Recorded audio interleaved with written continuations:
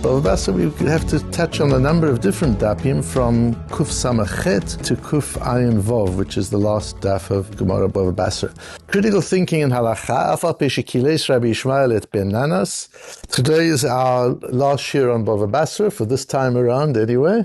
And it's sad in a way. First, it's been a wonderful Masechta, as the Masechtas always are. And secondly, we say goodbye to the Rashbam as our guide. We'll get back to Rashi, which we're happy to do, but the Rashbam has been phenomenal. And we have here a theme and a sub-theme. The theme deals with two halachot that we need to understand. The one is the halacha of asmachta. So an asmachta, the Rashbam defines on Daf Kuf Samachet as hamaftiach lechaviro davar al menat sheyaseh davar la'atid. The person promises his friend something in the future. וסומך בליבו בשעת התנאי שיוכל לקיים הדבר כשיגיע הזמן, and he assumes that when the time comes he'll be able to do he'll be able to fulfill the condition, וכשיגיע הזמן יאנס ולא יוכל לקיים, and the time comes and he can't do it. He's very sure about the outcome of an election, and he says, and if so-and-so wins, then I will pay you $1,000. And it doesn't work out that way. That's called an asmachta. A lot of bets are asmachta. One of the problems with gambling is it's asmachta. Nobody would gamble if they knew they would lose. So any undertaking you've made on the basis that you don't believe you're going to lose isn't valid, as the Rashbam defines it. So that's the one idea, is asmachta. And the other idea is arev. And arev is a guarantor. So a person steps in and says, if the debtor is unable to pay, I'll pay for the debtor, and he takes the place of the debtor if the creditor is unable to claim from him. That's the main topic of these dapim of Gemara. The subtext that is really important that I want to focus on this today is that there are two different disciplines when we're learning Gemara. At least two different disciplines. The two main disciplines are the halachik process, which is critical thinking, and the second is psak, how to reach halachik conclusions, and they're very different from one another. And today people get mixed up between the two. One has to understand clearly whether one's discussing the method of Torah reasoning. How do I think like a Torah Jew? That's one of the things we learn from Gemara. One of the things that Gemara trains us into, that develops our ability, is how to look at the world through the lens of a Torah Jew, how to analyze a problem through a Torah methodology. And the other is psak halacha, and they don't always match.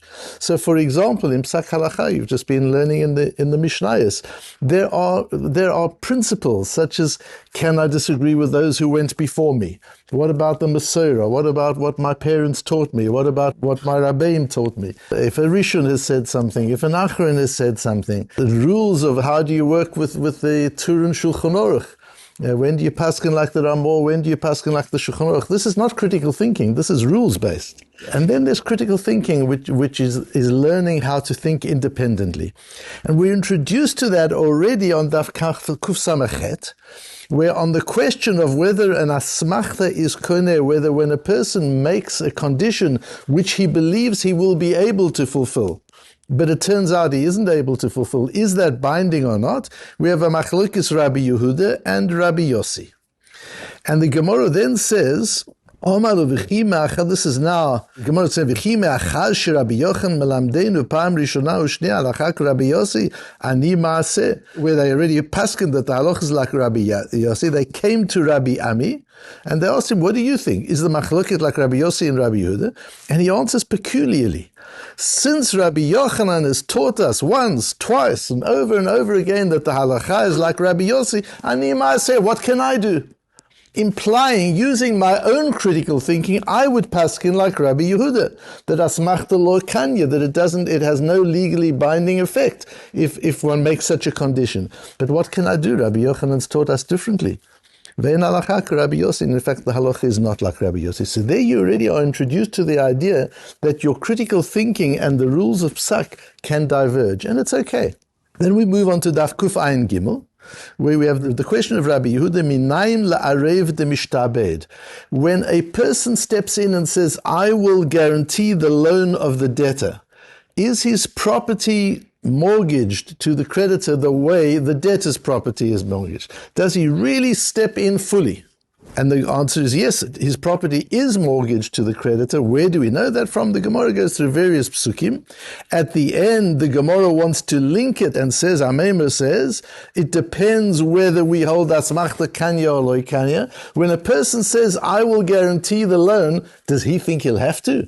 The reason he guarantees the loan is he believes the creditor is good for the money.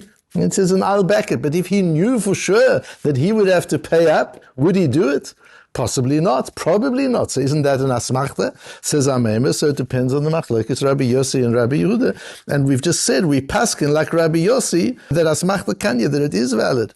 Says Rav Ashi, Omer Rav Ashi la'Ameimer, hamaisi b'chol yom d'asmachta loy kanya v'arev mishtabed. They're not linked. We know that we paskin, as we've heard, Rabbi Yochanan has taught us, that an asmachta, making these conditions that you don't believe will have to be fulfilled, is lo kanya. It doesn't work. It's not a binding condition.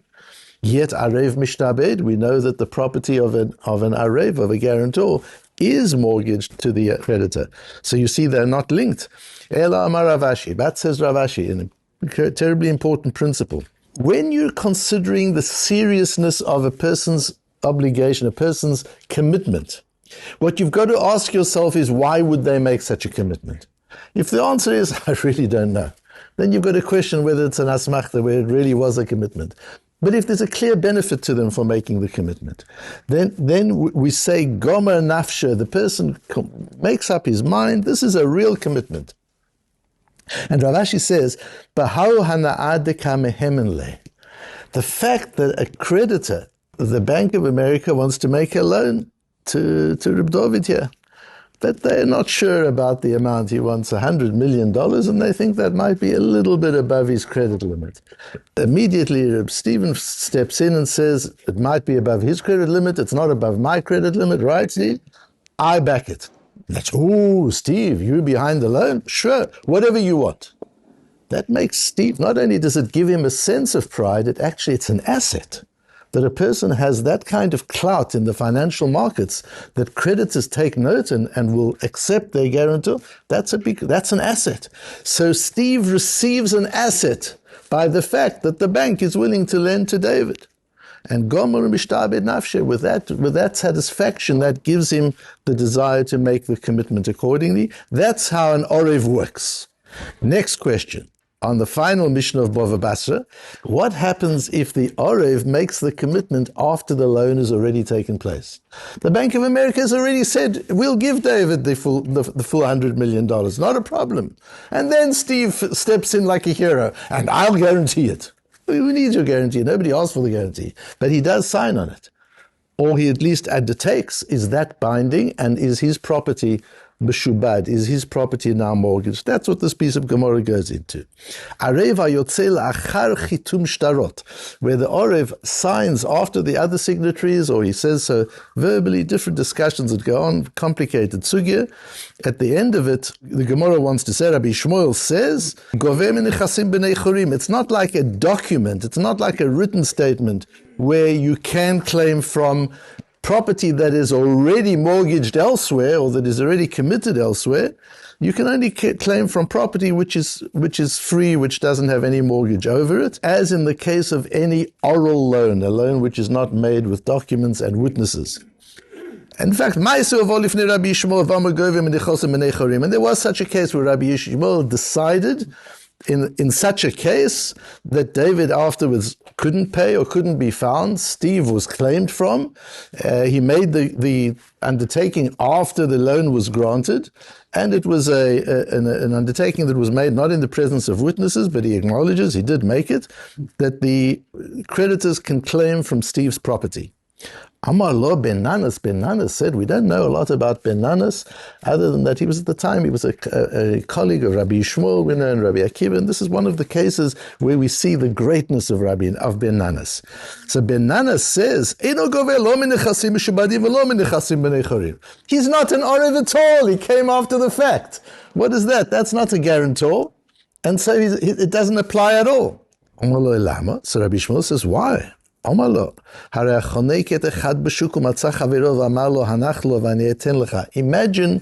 the situation a little bit different. Ruvain is choking Shimon in the marketplace. He's about to to throttle him because he owes him money and he hasn't been able to get the money from Shimon. And it comes along an Orev and says, leave him alone, stop throttling, I'll pay you, whatever he owes you, I'll pay you. Potur.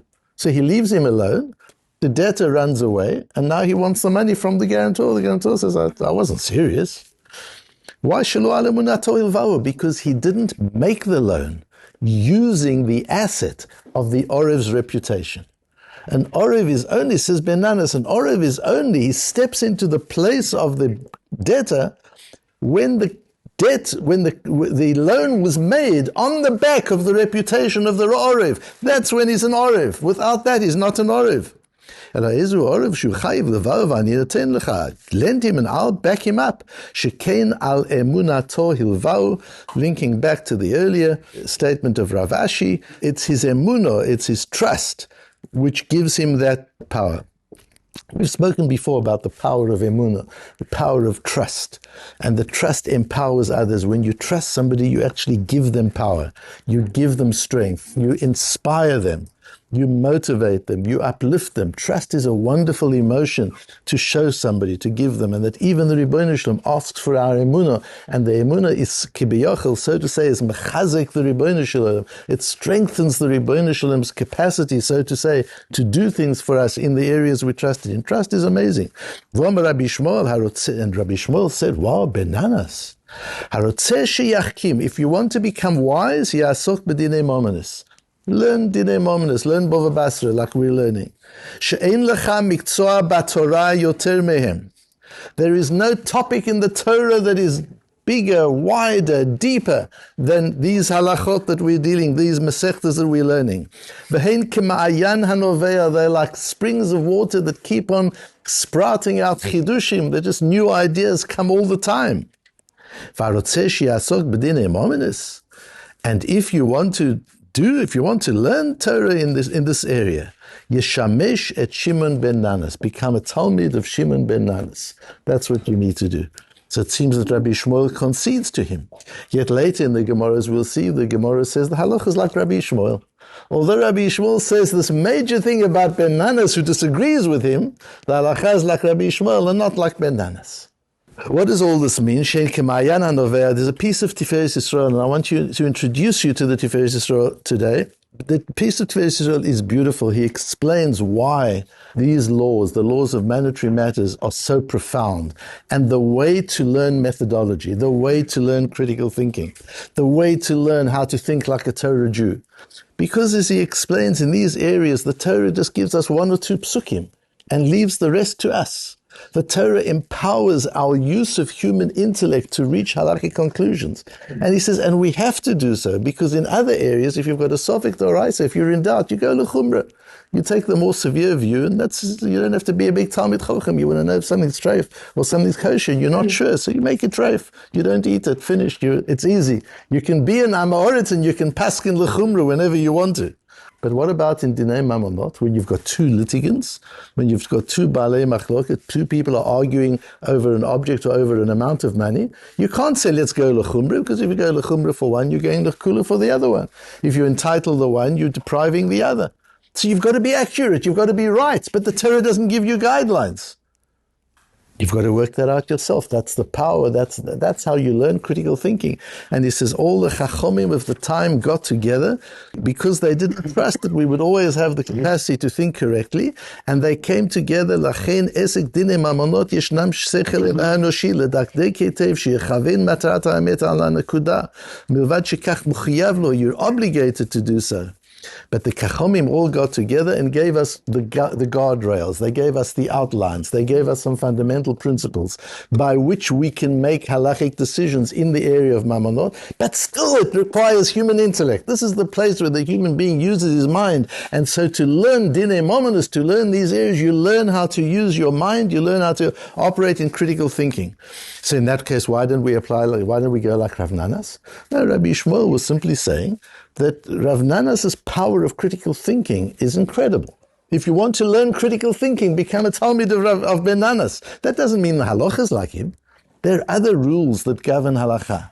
And the halacha is like Rabbi Yishmael for all sorts of other reasons. When it comes to a psak halacha, that's why you can't paskin halacha just from a book. You can't paskin halacha just from critical reasoning alone. There's a mesoro, there's a methodology in paskining halacha. That's why when I wanted to start learning smicha, my Rosh Yeshiva said to me, it's great, it's the right thing for you to do right now, but not in the yeshiva. You want to learn smicha, you go to another yeshiva and learn smicha, or get yourself a private rebbe. The yeshiva is for learning. It's not for psak halacha. The conversations in the yeshiva, the questions, it's a different system. You don't sit in a yeshiva and learn for smicha. Eventually, Reb Chaim Shmulevitz allowed me to do it in Mir Yeshiva because he said the way we were going about it was learning it properly with the Gemaras and Tur, Shulchan Aruch, Poskim, and that was proper learning with Masechta Chulin. It was proper learning, and he didn't mind that was taking place in the Beis HaMedrash at Mir Yeshiva. But it's a different system. When you're learning Psak Halacha, when you're learning how to make a decision, whether as a Rov or as a Posek, you're learning a different discipline from the method of critical thinking, the lomdas that applies in Noshim and Nezikin and other parts of Shas. Just to understand who the Tiferes Yisrael was, because he's a misunderstood person. He wrote this magnificent work on the entire Mishnayos. I'm sure of Ghibli, you don't move without the Tiferes Yisrael as you're preparing the shiurim every morning. The Tiferes Yisrael is major. He was also very controversial. He said things about prehistoric animals as something that did exist. He said things about all sorts of things that he was criticized for a lot. But you see who he is, you see from his will. He leaves this magnificent will to his children. It's worth learning the whole tzvah. I've quoted part of it here so that you've got access to it.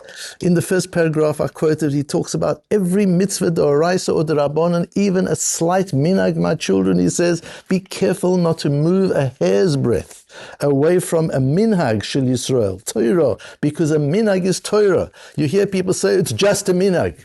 Says the Tiferes Yisrael, no, just a minhag. A minhag is Torah. Don't move one hair's breadth away from a minhag.